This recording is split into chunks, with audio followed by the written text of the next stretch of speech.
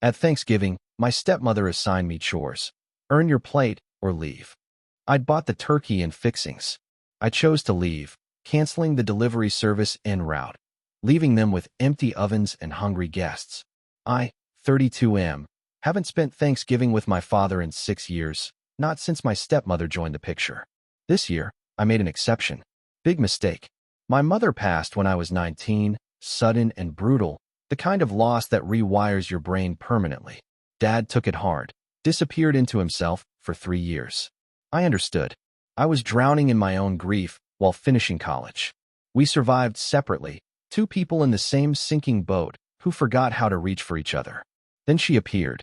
The woman who would become his wife moved into our family home within 8 months of their first date. No engagement period, no slow introduction.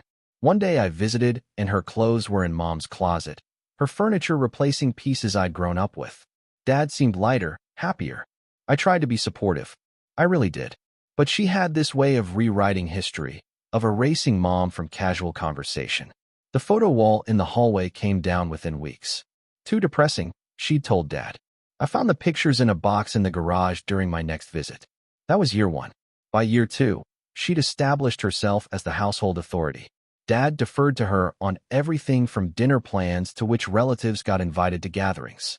I started noticing how my childhood stories got interrupted, how mentions of Mom created awkward silences she'd fill with her own anecdotes. Dad never corrected her. He just smiled that vacant smile and nodded along. I stopped coming around as much. Holidays became obligations I fulfilled with increasing reluctance until I stopped fulfilling them at all. Dad and I talked on the phone every few weeks, surface-level conversations that never touched anything real. He never pushed. Part of me resented that. This October, he called asking if I'd come for Thanksgiving. Really come, not just stop by. His voice had this quality I hadn't heard in years, something almost desperate. He mentioned that my half-sister, his daughter with his new wife, would be there. She was turning 5. I'd met her exactly twice. Guilt is a powerful motivator. I said yes. The plan formed over the next few weeks. Dad mentioned they'd invited his wife's extended family, roughly 20 people total. A big production. When I asked what I could contribute, he got quiet. Then she got on the phone and told me not to worry about it. They had everything handled. The way she said it felt dismissive, like my involvement would be more burden than help. That bothered me more than it should have. So I decided to do something significant anyway. I contacted a premium catering service that specialized in holiday meals. The full package, a 22-pound organic turkey, all the traditional fixings, sides that could feed an army, 3 types of pie. I maxed out the order, added extras, went for the highest quality everything. The total came to just over $2,000. I didn't tell anyone. I scheduled the delivery for Thanksgiving morning at 9, figuring they'd be starting prep around then. In my mind, this was going to be my peace offering, my way of showing I still cared about being part of the family. I pictured Dad's face lighting up, maybe even his wife appreciating the gesture. I arrived Wednesday evening, the night before Thanksgiving. The house looked different again. She'd renovated the kitchen, expanded the living room, added decorative touches that screamed her taste. Nothing of Mom's remained visible anywhere. I felt like a stranger touring someone else's home. Dad hugged me at the door, held on longer than usual. He looked older, grayer. We made small talk while his wife finished something in the kitchen. My half-sister peeked around the corner, shy and curious. I waved. She didn't wave back. Dinner that night was awkward. His wife dominated the conversation, talking about the Thanksgiving preparations, the guest list, the schedule. She'd organized everything down to 15-minute increments. I listened, waiting for a natural moment to mention the catering order. It never came. She seemed stressed, wound tight, and Dad kept trying to calm her with reassurances that everything would be perfect. I went to bed in my old room, which was no longer my old room. She'd converted it into a guest space with neutral colors and generic furniture. I lay awake wondering why I'd agreed to come. Thanksgiving morning started at 7. I woke to sounds of activity downstairs, voices and movement. I dressed and headed down to find the kitchen full of Dad's wife's relatives. Her mother, her 2 sisters, a few cousins I didn't recognize. Everyone had assigned tasks, working with practiced efficiency. I walked in offering to help. His wife looked up from the counter where she was directing operations like a general commanding troops. She gave me this tight smile, and told me they had it covered. I should relax, enjoy being a guest. But I wasn't a guest. I was family. Or supposed to be. I poured coffee and stood awkwardly near the kitchen island, watching everyone work. No one really acknowledged me. Occasionally someone would ask his wife a question or confirm a detail, but mostly they moved around me like I was furniture. Dad was outside setting up tables and chairs under a tent in the backyard. Around 8:30, I checked my phone. The catering service had confirmed the order was on schedule, delivery between 9 and 9:15. I felt a flutter of anticipation. This was going to change the whole dynamic. At 9, the doorbell rang. His wife looked up, confused. She wasn't expecting anyone yet. The guests weren't due until noon. I moved toward the door, but she got there first. Through the doorway, I could see the catering van parked in the driveway. 2 people in uniform standing on the porch with rolling carts loaded with aluminum containers. The delivery person started explaining they had a holiday meal order. His wife cut them off, saying there must be a mistake. They checked their paperwork, confirmed the address. She turned to look at Dad, who'd come in from the backyard. He looked as confused as she did. That's when I stepped forward and explained I'd ordered it. Surprise. For everyone. The silence that followed felt like falling. His wife's face did something complicated, cycling through confusion to comprehension to something darker. She asked what I meant. I explained the whole thing. Premium catering service, complete Thanksgiving meal, enough for everyone. Her expression hardened. She told the delivery people there'd been a mistake, to take it back. I interrupted, saying I'd paid for it. It was my contribution. She turned to me with this look of barely controlled anger and said she'd spent weeks planning this meal, coordinating with her family, organizing everything. I was undermining her. I tried to explain that wasn't my intention. I just wanted to help, to contribute something meaningful. Dad stood there between us, silent, his eyes darting back and forth like he was watching a tennis match. She took a breath and her voice got very calm, very controlled. She told me that if I wanted to be part of this family's Thanksgiving, I needed to participate properly. Everyone here had a role. Everyone contributed with actual work, not just money. If I wanted to stay, I needed to earn my place at the table. The kitchen had gone quiet. Her family members were all watching now. I asked her what she meant. She gestured at the sink full of dishes, the counters covered with prep work, the chaos of cooking for 20 people. There was plenty to do. I could start with dishes, move on to peeling potatoes, help with setup and cleanup. If I worked like everyone else, I could eat like everyone else. Her exact words were, "Earn your plate or leave." Something crystallized in that moment. This wasn't about the catering or Thanksgiving dinner. This was about power, about her establishing dominance, about putting me in my place in the hierarchy she'd created. I was being punished for the gesture, for trying to circumvent her authority. I looked at Dad. He still hadn't said anything. His wife was staring at me, waiting for compliance or defiance. Her family members had started to look uncomfortable, sensing the confrontation. I thought about my mother. I thought about the box of photos in the garage. I thought about 6 years of slowly being erased from my own family history. I thought about how I'd driven 3 hours and spent $2,000 trying to bridge a gap that kept widening despite my efforts. Then I told her I'd leave. She blinked, surprised. She hadn't expected that. She started to say something about not being dramatic, but I was already pulling out my phone. The delivery people were still standing there, uncertain. I told them to wait. I needed to make a call. I walked into the living room and dialed the catering company's customer service line. Dad followed me, asking what I was doing. I ignored him. When the representative answered, I explained I needed to cancel the delivery and arrange for pickup of the order. There was confusion on the other end. The food was already there, already delivered. I clarified, not delivered, not accepted. Still in their possession, on the porch.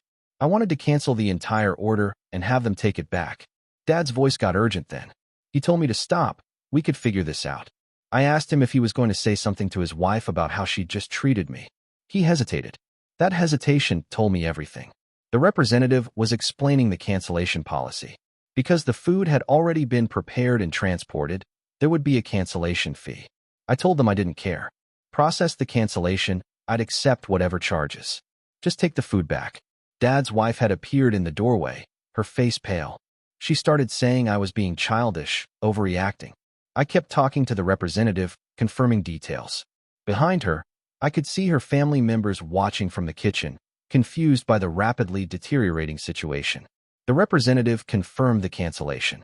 The delivery people would return the food to the facility.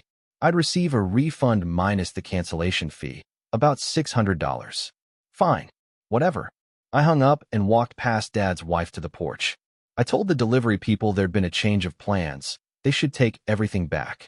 They looked relieved to escape the awkward situation. They started loading the carts back into the van. Dad's wife followed me outside, her voice rising. She told me I was ruining Thanksgiving, being petty and vindictive. I turned and asked her if she understood what she'd done. She'd reduced me to hired help, made participation conditional on servitude, tried to humiliate me in front of her family. Over a gesture of generosity. She claimed I was trying to show her up, make her look bad. I shook my head. I'd been trying to help, trying to be part of something. But clearly, I wasn't wanted except on her terms. Dad had come outside now, trying to mediate. He told me I was welcome here. This was my home. I asked him when he'd last defended me to her. When he'd last prioritized our relationship over keeping her happy. When he'd done anything except enable her slow erasure of Mom from this house and this family. He had no answer. The catering van pulled away. Dad's wife stood on the porch, shaking with anger. Her family had gathered near the windows, watching the drama unfold.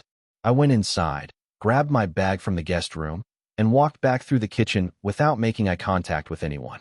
Dad followed me to my car, begging me to stay. We could work it out. His wife didn't mean it the way it sounded. She was just stressed. I told him I'd driven 3 hours and spent $2,000 to be told to earn my plate. I'd grown up in that house. I'd lost my mother and then slowly lost him too, and I was done pretending this was a family that wanted me in it. He started crying then. Actual tears. Saying he didn't want to lose me. I told him he'd made his choice years ago when he let her move in and take over. When he'd let her erase Mom. When he'd chosen peace over truth, over and over again. I got in my car and left. In my rearview mirror, I could see him standing in the driveway, his wife coming out to join him. I didn't look back again. The drive home took 3 hours. My phone started ringing around noon. Dad, then his wife, then Dad again. I didn't answer. Text messages piled up. His wife claiming I'd sabotaged Thanksgiving, left them without enough food for their guests. Dad saying we needed to talk, please call back. I turned off my phone. Later that evening, I turned it back on. The messages had multiplied.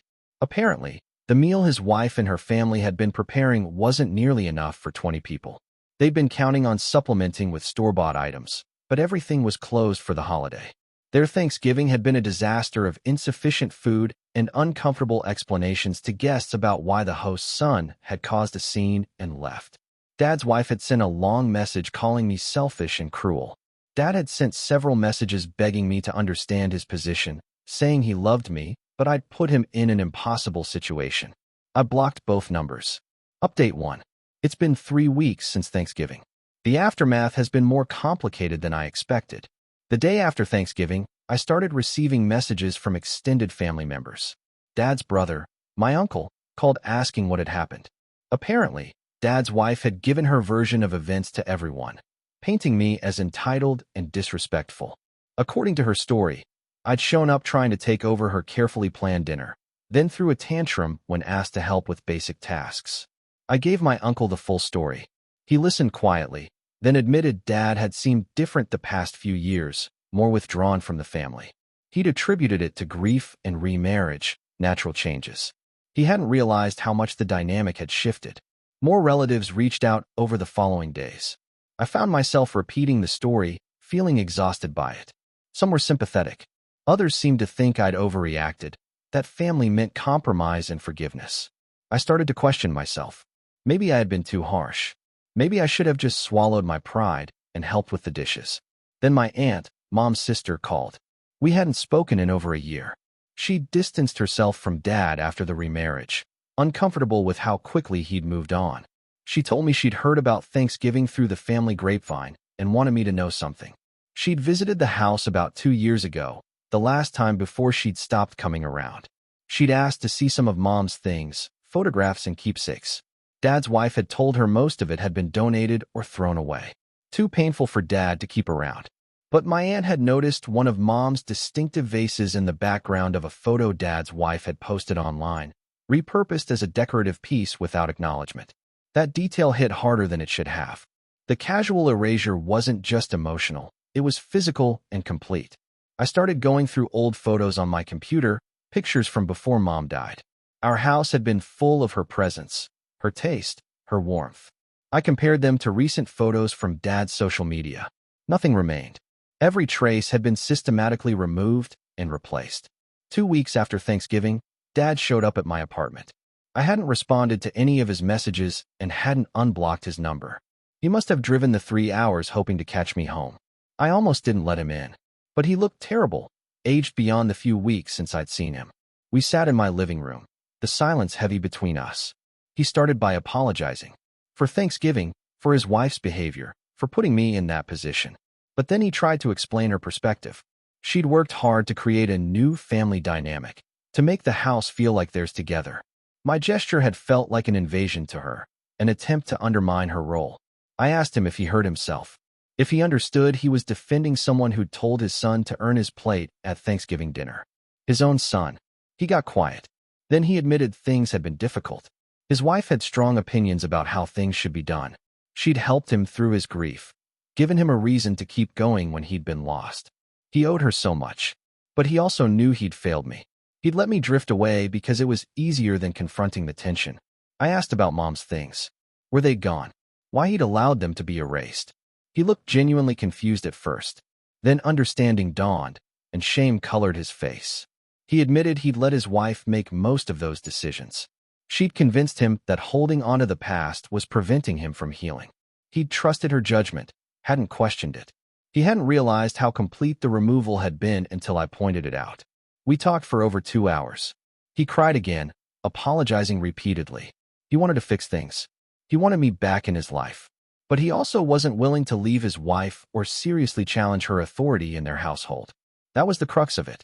He wanted me to accept the situation, to find a way to coexist with her despite everything. To understand that his position was impossible, caught between his son and his wife. I told him I understood his position fine. He'd chosen her. That was his right. But I wasn't obligated to accept being treated as secondary in my own family. I wasn't going to come back to that house and pretend everything was fine while being assigned chores to earn basic respect. He asked what I wanted from him. I told him honestly that I didn't know anymore. I'd wanted him to choose me for once, to defend me, to acknowledge that what happened was wrong beyond just a surface apology. But he couldn't do that without challenging his wife, and he wouldn't do that. He left without resolution. We agreed to keep talking, to try to rebuild something. But both of us knew it would never be what it was. Update 2. It's been 2 months since Thanksgiving now, almost Christmas. The situation has evolved in ways I didn't anticipate. 3 weeks ago, I received a call from my half-sister's pediatrician's office. They were trying to reach my father for an appointment confirmation, and his number wasn't working. Somehow I was listed as an emergency contact. I explained I wasn't in contact with the family currently and couldn't help. That call bothered me more than it should have. That little girl, my half-sister, was innocent in all this. She didn't choose her mother or this situation. I'd barely made an effort to know her, too caught up in my resentment of her mother. Around the same time, I started hearing concerning things through the family grapevine. Dad had apparently gotten into a serious argument with his wife after his visit to my apartment. She'd been furious that he'd gone without telling her, that he'd apologized to me. According to my uncle, who'd heard from a cousin, the house had been tense for weeks. Part of me felt vindicated. Part of me felt guilty. I hadn't intended to cause problems in their marriage, despite everything. Then last week, I got a letter in the mail. Not an email, an actual letter, handwritten. From Dad's wife. It was 6 pages long, single-spaced. She'd written out her entire perspective, her feelings, her history. How she'd met Dad when he was broken, barely functional. How she'd slowly brought him back to life, helped him rediscover purpose. How she'd dealt with his depression, his withdrawal, his obsession with grief. She wrote about feeling like a ghost in her own home at first, living in a shrine to a woman she'd never met. How she'd gently tried to help Dad move forward, creating new memories and new traditions. How I'd represented a connection to the past that Dad couldn't let go of, making it harder for him to fully commit to their new life. She admitted the Thanksgiving incident had been handled poorly. She'd been stressed, overwhelmed, and territorial. She'd felt threatened by my catering order, seeing it as a power play rather than a gift. She'd reacted defensively and made it worse. But then the letter shifted. She wrote about her daughter, my half-sister, and how she wanted her to grow up with a brother in her life. How she'd hoped I would embrace that role, but instead I'd remained distant and resentful. She wrote about Dad's deteriorating mental health since our confrontation, how he'd become withdrawn again, echoing the darkness after Mom died. The letter ended with something unexpected. Not an apology exactly, but an acknowledgement. She understood why I'd left. She understood the erasure I'd felt. And she was offering a reset, if I was willing. A chance to establish new boundaries, new terms of engagement. A family therapy session with Dad, her, and me to work through everything. I've read that letter probably 50 times. I don't trust her motives completely. Part of this feels manipulative, a calculated move to bring Dad back to stability by restoring his relationship with me.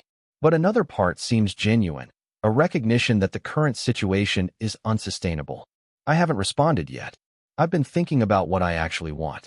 The truth is, I miss my father. I miss having family, having that connection.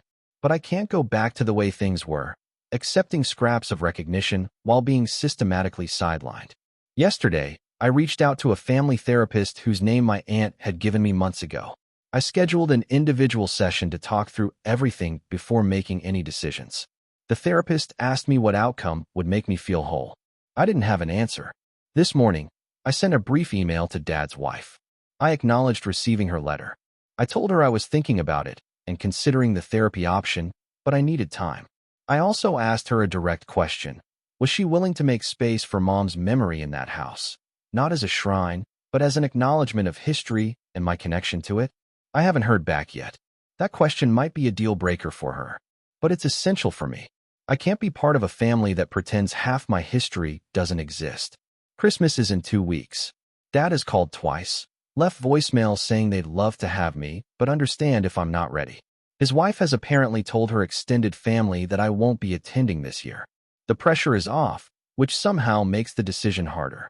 I don't know how this ends. I don't know if reconciliation is possible or even advisable. But I'm trying to figure out what I need, what boundaries would make a relationship workable, whether the gap can be bridged without me erasing myself. That 5-year-old girl deserves to have a brother who's present in her life. Dad deserves a chance at having both his children in his world. And maybe, despite everything, his wife deserves credit for trying to extend an olive branch. But I also deserve to be treated with basic respect in my own family. To not have to earn my plate at Thanksgiving. To have my mother's existence acknowledged as part of who I am. The therapist asked me what success looks like. I think it looks like being able to go home without feeling like an intruder. Like seeing a photo of Mom somewhere in that house without it being controversial. Like my half-sister knowing she has a brother who cares about her, even when things are complicated. Whether that's achievable remains to be seen. But for the first time since Thanksgiving, I'm open to the possibility that maybe, with serious work and genuine change, something could be salvaged. Or maybe I'm just fooling myself. Time will tell. If you'd like to see more stories like this, a gentle tap on the subscribe button would mean the world to us.